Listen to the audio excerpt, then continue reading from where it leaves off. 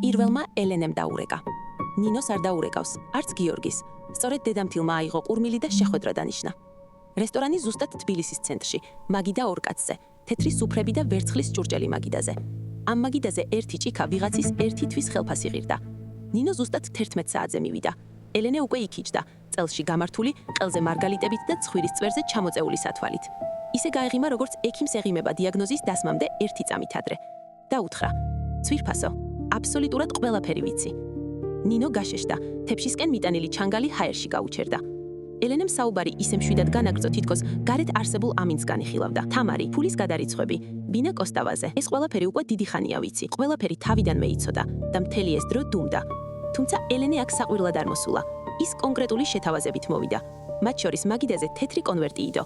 აქ საკმარისი ფულია იმისთვის, რომ გაჩუმდე.